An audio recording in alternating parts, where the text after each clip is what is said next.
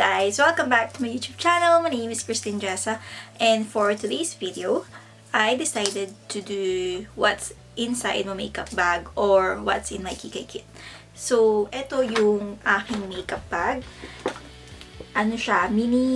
It's a mini Mickey Mouse makeup bag. Yeah. So, it says Mickey and Minnie. And it's all about Mickey and Minnie. So, ayan. Very cute siya. And, ayan, buksan natin. Umpisahan natin sa kung ano yung una kong makuha. So, umpisahan natin sa eyeliner. So, I've got NYX Epic Ink Liner. So, ganyan yung itsura niya. Not focusing. So, ganyan siya. Okay. So, the next one is the Benefit Hoola Bronzer. So, I've only got the mini size, the travel size. Okay, and ayan, gamit na gamit. Besh. And primer, I use the NARS Radiance Primer because I really have dry skin. It's very, very dry, especially in winter times. Or don't get me wrong, sometimes I do mix my primer. Sometimes on my T-zone, I use the NYX. I'll show you guys. Sometimes I use the NYX Angel Veil primer on my T-zone, but I sometimes usually get like dry patches around my chin as well. So it just depends. I think summertime I would use the NYX ones, but like if it's like getting colder, I'll use the NARS. And we'll move on to eyebrows. So I use the Wet n Wild eyebrow kit. So it's just gonna there. So kita mo naman ang dumi niya. Tapos meron siyang, it includes one small angled brush.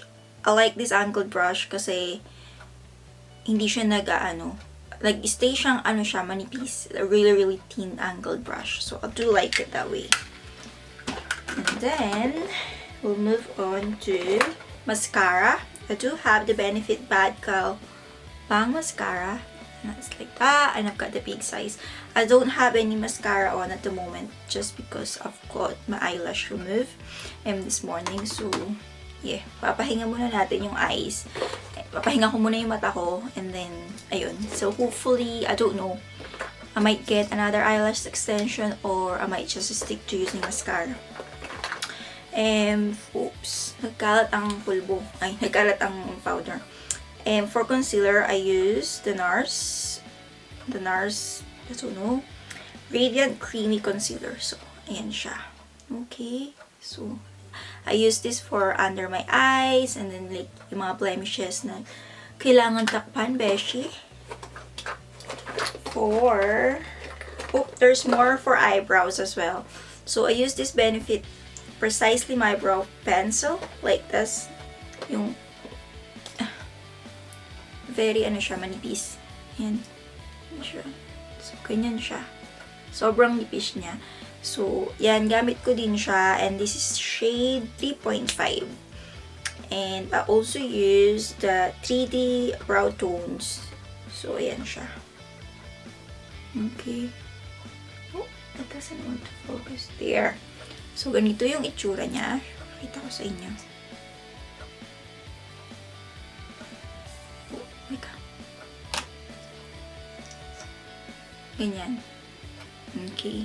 Ganyan yung niya, spoon niya. There. Yan. Ganyan siya. So, I use that as well after I shape and then fill in my brows. Okay. And then, for blush, I use the Bad Shop blush on. This is the shade Coral. So, ganito lang siya. Ayan, paubos na siya. Nagpa-flat na siya. Wala pa akong nakita na blush on na hindi nagsisit sa dry skin ko. Kasi lagi siyang may mga dry patches. Lalo na sa mga dito ko or around here. Minsan dito sa chin ko yung mga concealer, nagsisits or foundation. So, it just depends on the product. Some products, it says it's moisturizing, but they are not. So, and then, for my lips, So, I always use petroleum jelly on my lips before ako mag-apply ng lipstick.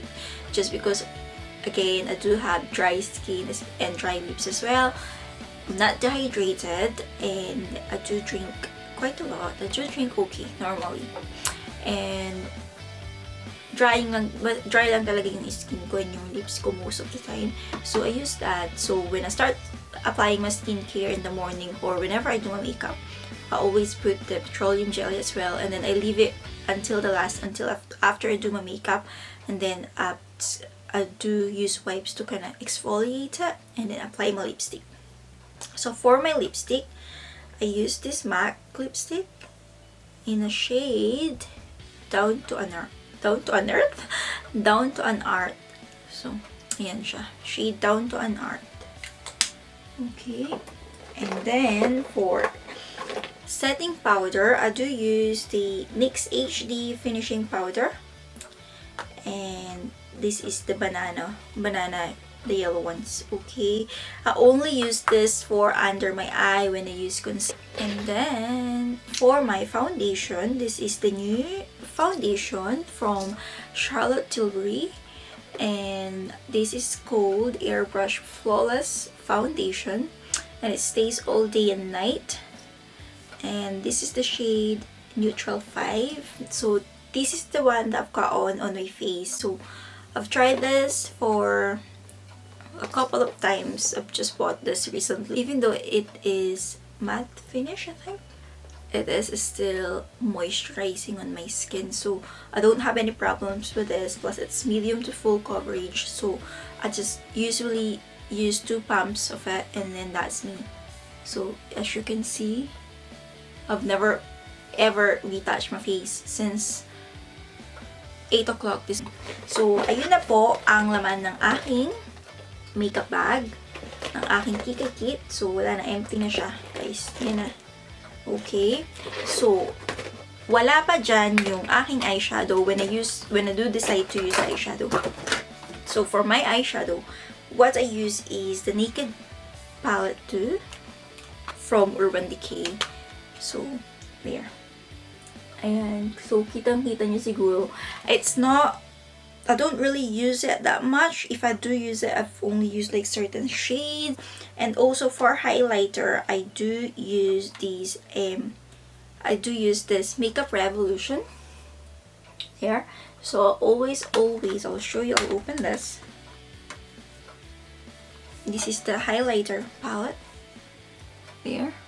So I always use this one. Okay, so highlighter is life, beshi. So this makeup that I showed you is the one that I use, I would say, almost every day. And so there you go, guys. So I hope you guys enjoyed this video, and please let me know in the comment section below if you have any questions, and if what would you like to see on this YouTube channel. Bye!